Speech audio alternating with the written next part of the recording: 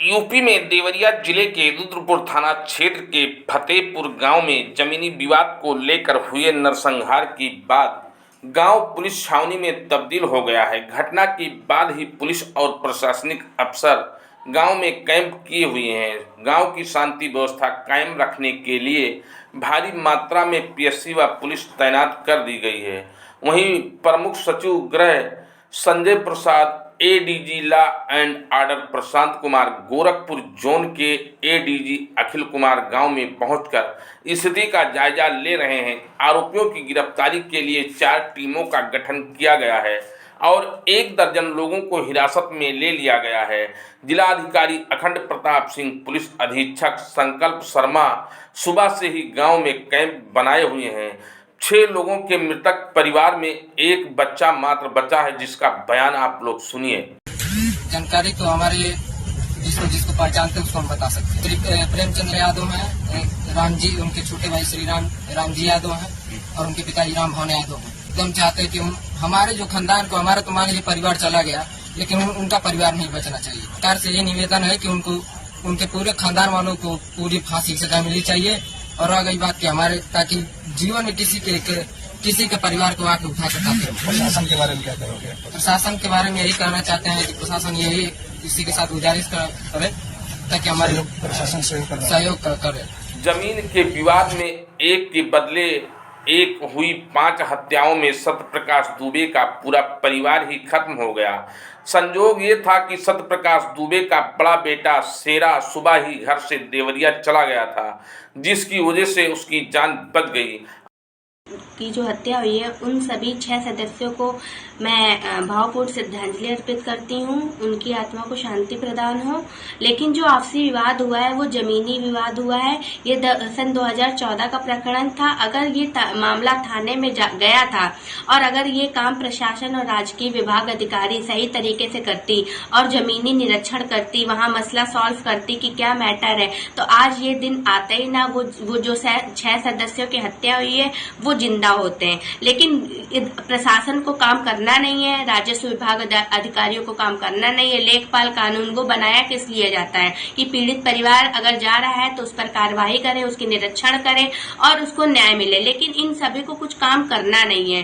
ठीक है, अभी हाल ही में कौशाम्बी में 3 पीड़ित परिवार की निर्मम तरीके से हत्या हो गई, जिसमें एक महिला 9 महीने की गर्भवती थी, वो भी उसकी भी हत्या हुई। लेकिन हुआ क्या, कुछ न्याय मिला, कुछ कानून कार्रवाई करता है? नहीं, सिर्फ और सिर्फ ये लोग धनुगाही का काम कर रहे हैं, रिश्वत लेने का काम करते हैं।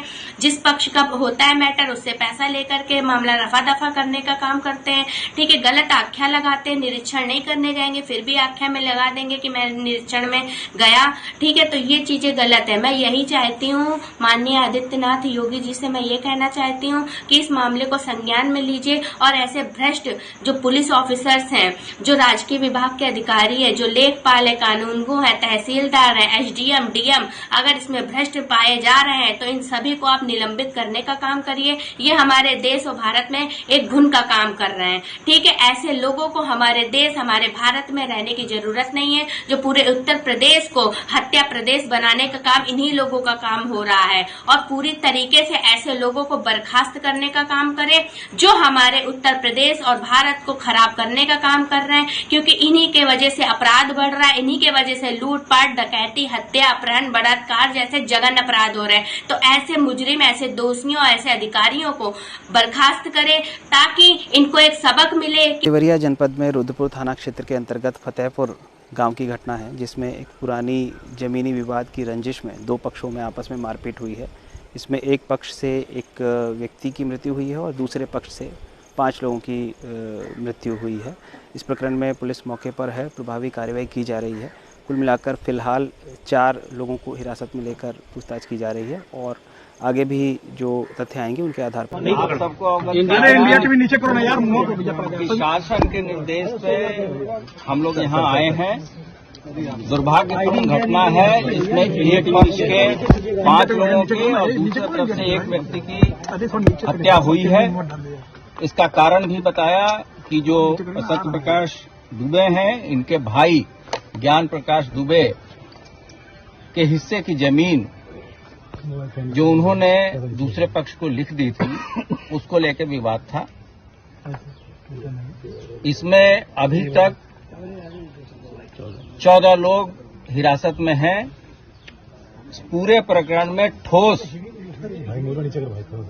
और प्रभावी कार्रवाई की जाएगी। अगर ये एप्लीकेशन के बावजूद, जैसा कि आप लोग अभी बता रहे हैं कि अगर एप्लीकेशन थाने में दी गई है और किसी तरह की कोई लापरवाही है तो लापरवाह व्यक्तियों के विरुद्ध भी कार्रवाई होगी। और इसमें भी जिन लोगों ने यहां किसी के घर पे चढ़ के कानून को अपने हाथ में लिया है, उसके विरुद्ध भी कठोर कार्रवाई की जाएगी। वर्तमान में गांव में 2 कंपनी पीएससी तैनात कर दी गई है और यहां सभी वरिष्ठ अधिकारी स्वयं मौजूद हैं। जहां तक सहायता की बात है, ये शासन स्तर पे समीक्षा के बाद से निर्णय लिया जाए। आपको बता दें कि यादव बाहुल इस गांव में हमलावरों ने लगभग आधे घंटे तक तांडव मचाया, हत्याएं की, मगर न तो गांव का कोई भी व्यक्ति बीच पड़ाव करने आया और न ही पुलिस समय से पहुंची। बताया जाता है कि गांव में मात्र इकलौता घर सत्य प्रकाश दुबे का था। इसके अलावा एक परिवार श्रीवास्तव का है, कुछ केवट जात के लोग हैं और बाकी पूरी बिरादरी यादव की है। सत्य प्रकाश दुबे के 3 बेटे और 3 बेटियां थीं। घर की आर्थिक स्थिति काफ़ी कमज़ोर थी। बड़ी बेटी निशा की उन्होंने शादी कर दी थी। मझली बेटी सलोनी एक निजी विद्यालय में पढ़ाती थी, जबकि छोटी बेटी नंदनी और बेटा गांधी पढ़ाई करते थे। एक बेटा देवेश उर्फ शेरा पूजा पाठ करके काम चलाता था। सबसे छोटा बेटा अनमोल अभी मात्र 8 वर्ष का था। पूरा परिवार 3 सेट में एक घर में रहते थे, जिसमें कोई भी दरवाजा भी नहीं लगा था। किसी को मौत के घाट उतार दिया। इसके बाद हमलावर दुबे के घर में घुसे और अनमोल को गंभीर रूप से घायल कर दिया, जिसका मेडिकल कॉलेज में अभी भी इलाज चल रहा है। आपको बता दें कि इस नरसंहार से रूह आप लोगों की सुन करके रूह कांप जाएगी कि